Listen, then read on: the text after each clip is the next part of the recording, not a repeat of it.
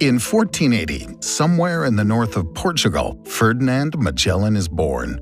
Around this time, Portugal begins maritime explorations along the African coast in search of new trade routes. One of the country's dreams is to open a new sea route to the Indies, from where come spices, which are luxury products in Europe.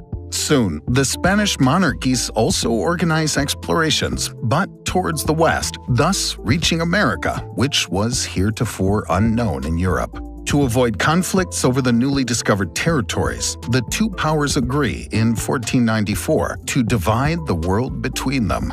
Spain can claim the new lands located west of the Tordesillas meridian, while Portugal can claim those to the east. In 1513, in America, the Spanish conquistador Vasco Núñez de Balboa is the first European to discover a sea on the other side of the American lands, which he names the South Sea. Ferdinand Magellan, who had sailed for many years on behalf of Portugal, notably in the Indian Ocean, hears about this discovery and begins to dream of finding a new maritime route to the Spice Islands that will bypass America by heading west. But the Portuguese king opposes the project, as the Portuguese already control the route to the Indies via Africa. In 1517, Magellan tries his luck with the young Spanish king Charles V, who is more interested. Indeed, if Magellan's plan works, it'll open a maritime route to the Indies without passing through Portuguese territories, in accordance with the Treaty of Tordesillas.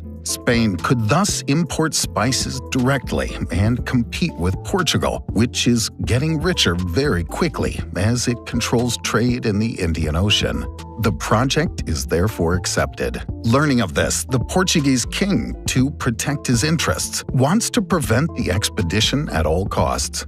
On September 20th, 1519, Ferdinand Magellan leaves Sanlúcar with 5 ships and 239 men. After a stopover in Tenerife, the expedition heads for the land of Brazil. Then, after passing the Rio de la Plata, it ventures into the unknown, following the coast in search of a passage to the South Sea. At the end of March, as the climate cools in the southern hemisphere, the expedition chooses to spend the winter in a place Magellan names Puerto San Julián. As soon as they settle in, a mutiny is organized against Magellan by the captains of the other ships. They consider the expedition a failure, with some of them wanting to return to Spain. Magellan violently takes control, killing and quartering some of the rebels. At this location, the expedition meets tall locals that they nickname Patagones, which later will give the name Patagonia to the region. In May, one of the ships is sent to explore to the south, but it sinks.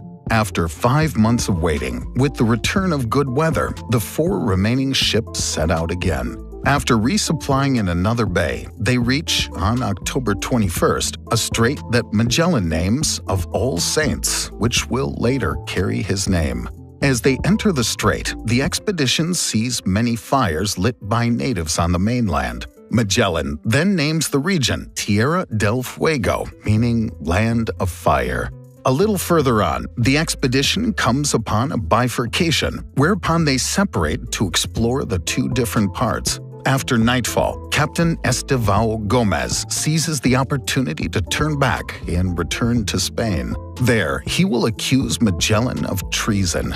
Gomes will be jailed, and the family of Magellan will be placed under strict surveillance until his return. On November 28, 1520, the 3 remaining ships finally leave the strait and enter a large sea. They quickly venture deep into it, beginning a long crossing during which water and food run out. The expedition only comes across 2 uninhabited and inhospitable islets. Starving, the crew eats rats, sawdust, and even the ox hides covering the masts. Further, the lack of fresh food causes a vitamin C deficiency, with the crew suffering from scurvy. The crossing is made in mild weather without coming across any storms. Magellan then names this ocean Pacific, meaning peaceful. On March 6th, after 99 days navigating these waters, an island is finally spotted, which they head for. As the crew is about to trade with the locals, the latter start to steal objects from the Spaniards, including a small boat. Magellan is forced to quickly leave the island, which he nicknames the Island of Thieves.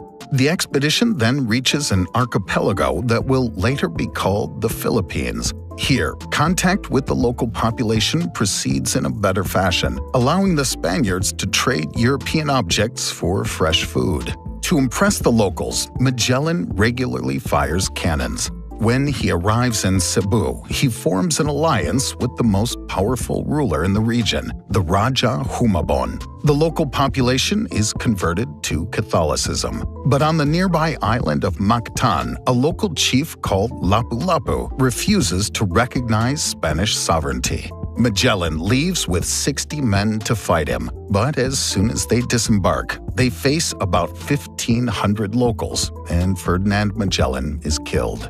A few days later, about 20 Spaniards go to a banquet organized by the Raja Humabon, but it's an ambush and they are massacred. Only 108 men manage to flee the island. They separate into 2 of the remaining 3 ships and burn the third. On November 7, 1521, the expedition finally reaches the Spice Islands, which are called the Moluccas. They fill up their ships with cloves and provisions. The objective has been reached, but the challenge for the new commander, Juan Sebastian Elcano, is now to reach Spanish lands without being captured by the Portuguese, who are sailing the seas in search of them. Another problem, the ship Trinidad is taking on water. Elcano then decides to leave the ship in place for the time it will take to make repairs. The Trinidad will then head east with the goal of reaching the Spanish lands in America. Elcano leaves with the other ship, Victoria, heading to the west. On February 12, 1522, he enters the Indian Ocean, which he crosses far to the south to avoid being spotted by the Portuguese. To the east, having suffered through storms, Trinidad is forced to return to the Moluccas, where, exhausted, the 17 remaining crew members surrender to a Portuguese ship. For its part, Victoria rounds the Cape of Good Hope far from the coast, then sails back to Europe. But short of food and drinking water, a large part of the crew is dying from scurvy.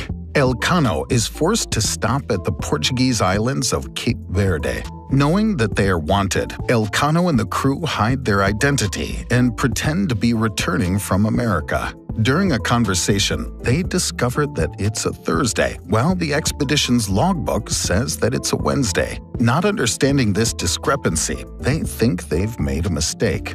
13 sailors get off the ship and go to buy food, but they are unmasked, probably because one of them had used cloves as payment, and cloves only grow in the Moluccas. The Portuguese, realizing they're dealing with crew members from Magellan's expedition, immediately arrest the disembarked sailors. Elcano and the rest of his crew barely manage to flee further west in order to reach the Spanish route back from America. On September 6, 1522, after an expedition of almost 3 years, Elcano arrives in Sanlúcar with 17 survivors. The numerous spices brought back in the holds largely pay back the costs for the expedition.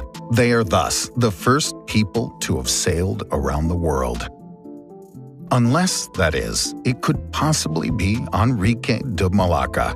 Enrique is a slave of uncertain origins, bought 11 years earlier in Malacca by Magellan, who was then traveling on behalf of Portugal. Enrique had followed his master to the Iberian Peninsula, from where he took part in the expedition to the Spice Islands. In Cebu, he spoke Malay with the local population, but after Magellan's death, he wasn't released, as the captains wanted to keep him on as an interpreter. He was the lone survivor of the banquet ambush and was most likely probably in on it. It isn't known what happened to him afterwards, but if he did manage to return to his native land before Elcano arrived in Spain, he would be the first man to have circumnavigated the globe, taking 11 years to do so.